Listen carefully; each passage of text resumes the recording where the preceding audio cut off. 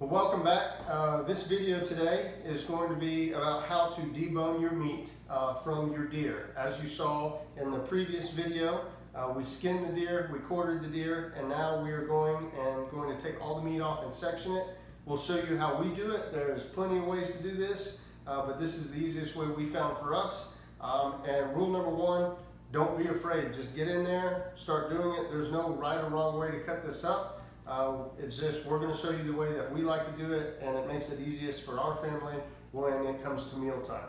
So as you can see here, we have one of the back legs. And so what I'm going to do is start segmenting it out and kind of show y'all exactly what we do. So muscles come in groups. And so one thing you can do is always find a group of muscle. And so if you notice right here, you see there's a line. And that's a group of muscle. Right here is called your eyeline, and that's going to be a really good slab of meat. So just take your knife and just follow that line all the way down. You can see the line on this side.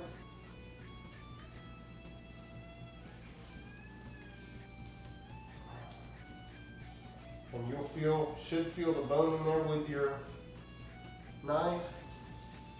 And again, just don't be afraid. You're not going to make wrong cuts. There's no such thing necessarily as a wrong cut.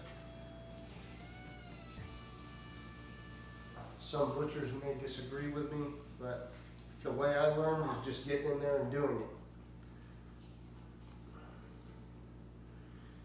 And as you start getting in there, you'll start seeing how the meat segments out.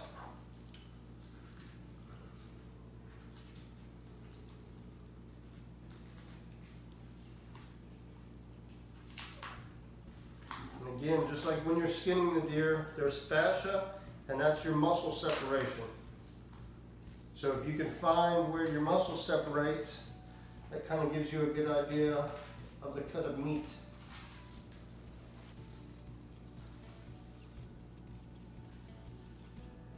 All right. So right there is a good slab. It's an eye loin.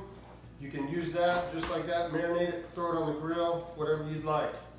All right, from now there, what we're going to do is another good slab of meat right here. All right, so the lymphatic system is something that is inside of us, inside the deer, inside of all animals, and it filters out nastiness out of your system.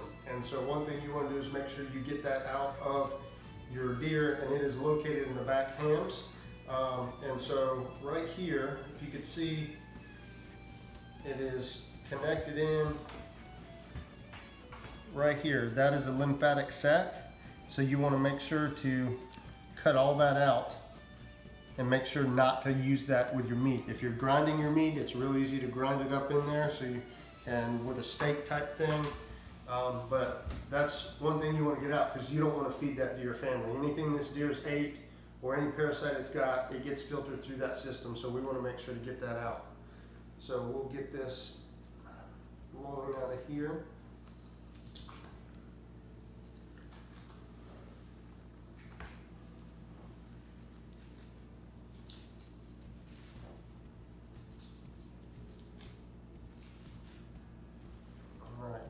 Coming up on that lymphatic system right there.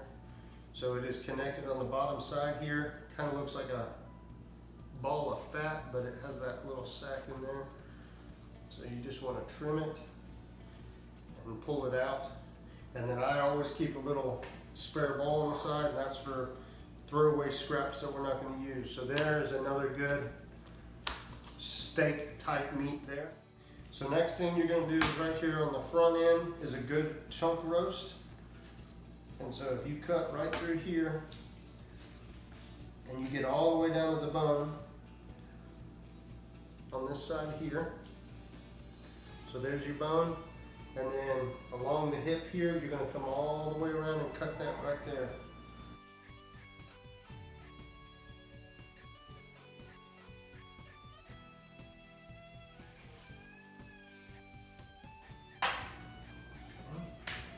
One thing you want to do is make sure this is still part of that lymphatic system. Grab that out, get rid of that. right there. You throw that in the crock pot, turn it into a roast, turn it into your barbecue, anything like that. It's be great for that. All right, now on the front side again, you have your front roast. So if you get down in here right along your bone,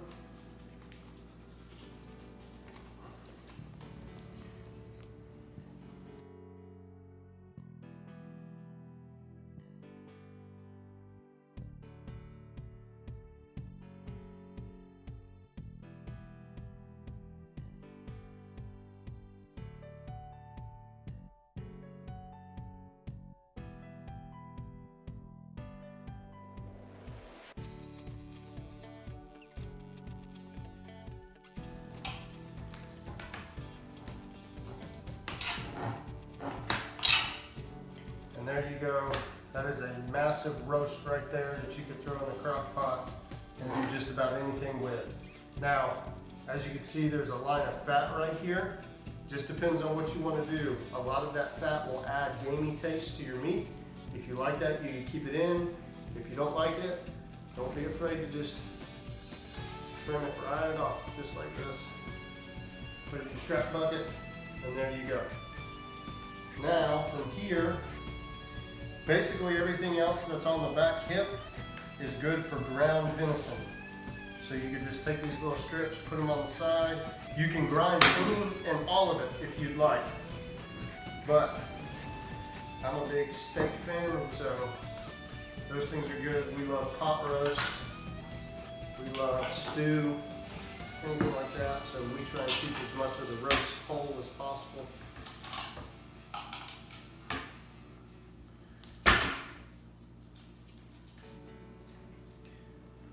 That can be ground, and you just start trimming off all the little pieces of meat you can to grind up. All right, we're going to move on to the back strap now, but one thing I wanted to let you know is, as you can see, most of this is just bone with a little bit of meat left. We left a little meat on there because we keep this and we cook it down and make our own venison bone broth. And so if you're interested in that, you can find recipes online for that, but it's using the whole deer is kind of what we are all about. All right, next you have one of the back straps here. This is my favorite cut of meat. It's where you get your steak. Like I said, I love steak.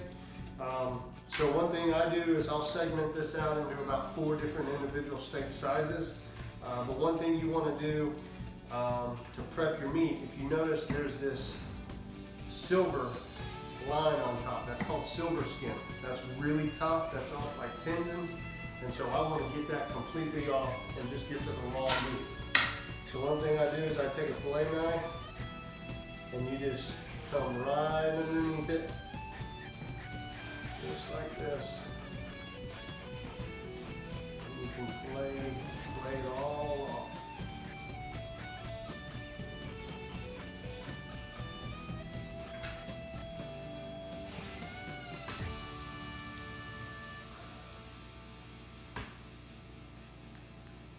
So that in your strap bucket.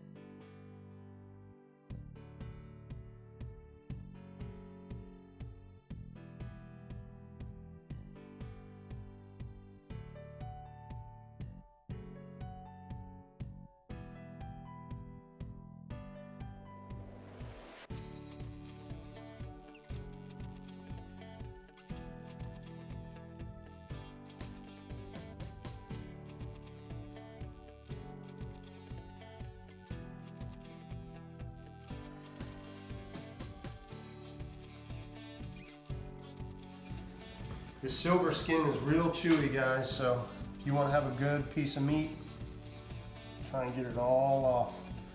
There's nothing worse than biting into a nice piece of venison and getting a real chewy, almost hard spot in your meat. Now when it comes to fat on venison, that's a preference. Some people want the fat completely off. They say it makes it gamey. Other people like it that way. It just depends. When it comes to my steak cuts, I get rid of it all. But when it comes to grind, I just grind everything up. One little piece right there. There we go. All right.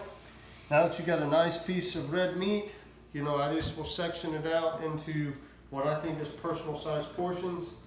And so, right in there.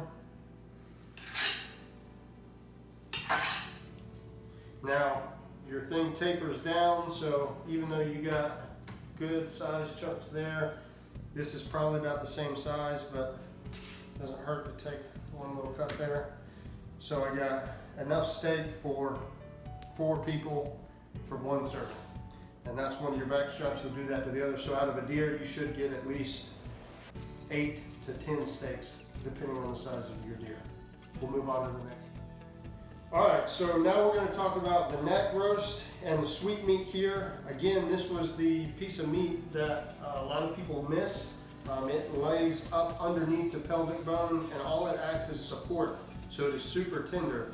You don't really have to do much of anything with this cut of meat.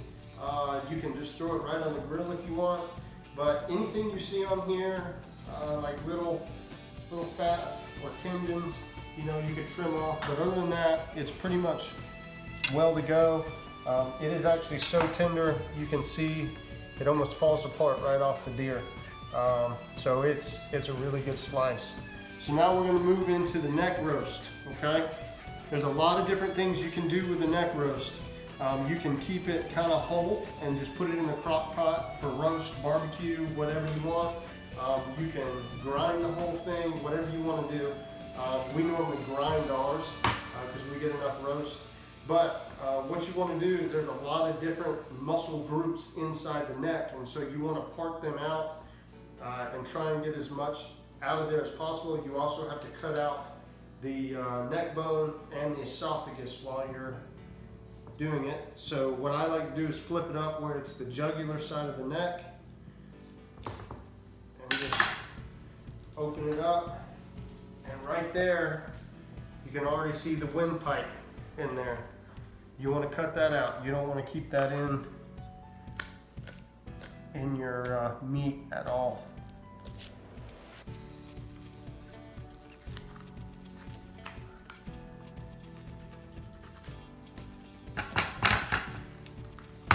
A lot of people actually don't cut the neck off the deer, but there's a ton of meat that is all up in this thing. It's less desirable meat. You know, you're not getting your steaks or roast or anything really out of it, but for grinding and to throw it in the crock pot and just grill it down or cook it down is awesome. And so you're just going to get a bunch of different little muscle groups like this. And like I said, when I grind, I'll keep all that on there. Now, if you notice, there's some more of the lymphatic system inside the neck. You have these little lymph nodes here, so you want to make sure to cut that out. You do not want to be feeding your family any nastiness like that. So just keep an eye out as you cut it down.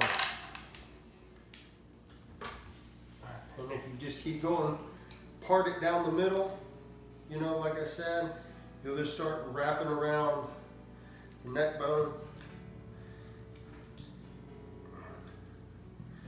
Your knife will find that bone, just stick right along beside it and start trimming it away.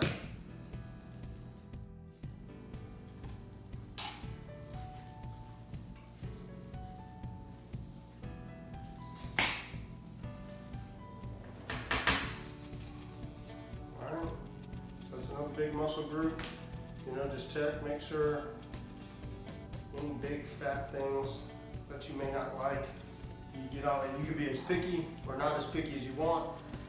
There's some of the lymphatic system there, but just know that fat content and any type of connective tissue or anything like that affects the taste of your deer.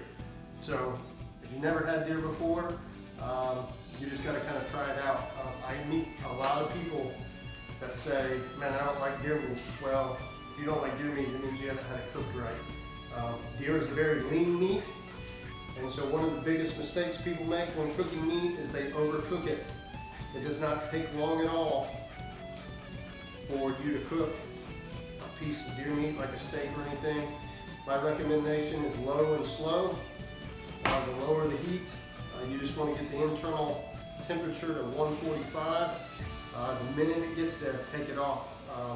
It is so lean and so doesn't have fat content, so it will dry out really quick, make it tough and rubbery, and a lot of people get turned off because they haven't cooked it right or haven't had somebody prepare it correctly.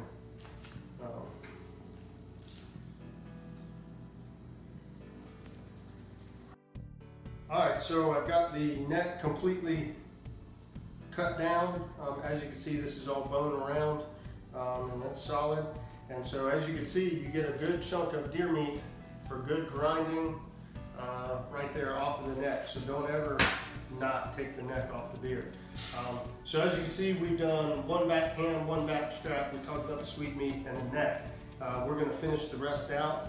The front shoulders are just like the back ham, except for a lot of that is just kind of very small segmented meat. So I recommend deboning it just like you did the back quarter, but use that for grinding. And that's the best way we have found to use the front hams. So we will come back on the back side once we get it all deboned and kind of show you exactly what we have. All right, now that we have it all deboned, basically this is what you got from your deer. You have a big pile for grinding. You have your sweet meat right here, kind of a steak type thing. You have your back strap segmented into steak sized portions, 4 big roasts and 4 big eyeloins. Out of 100, a deer that weighs about 130 pounds, you should get 45 to 50 pounds of meat, depending on what gets bloodshot from shooting it, and you know, all that. So you get a good section of meat from your deer if you process it yourself. So from here, we're going to start packaging and grinding. One thing you want to do though, anytime you get meat, you want to take it to the sink and make sure you get all the hair off of it. There'll be little hairs from the hide. Make sure you get that all clean. You want it all really clean before you put it in the freezer to freeze. So we're going to start that process now. Now that we've got it all ground up, as you can see, we've got quite a bit of ground meat here. Some things to consider when you're grinding your meat. A lot of people will grind it 1/4 with beef fat or pork fat. That's because venison is so lean that if you go to patty it for a hamburger or a meatloaf, it won't stick together. So they grind it with 1/4 either pork or beef fat to make it stick. We do not do that.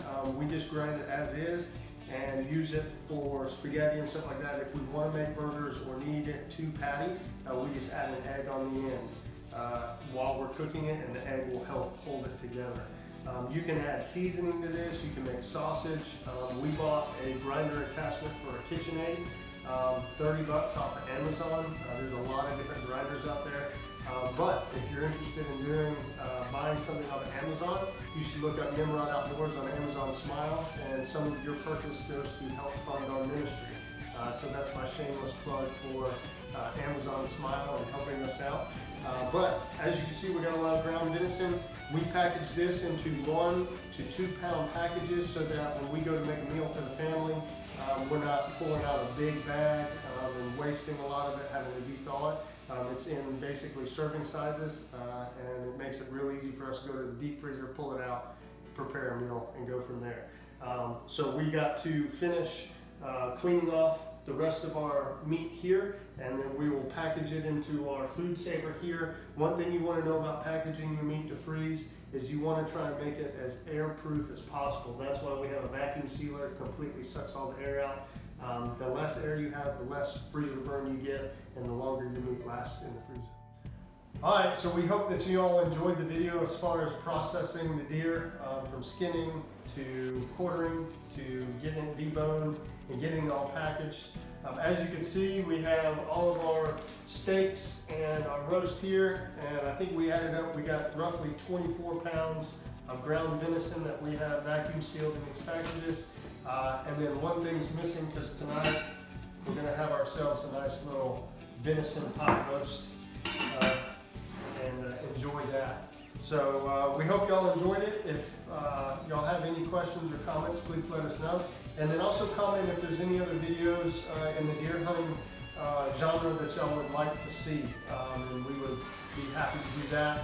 We're also going to do a video on how to European mount your own buck, and so that should be coming out soon.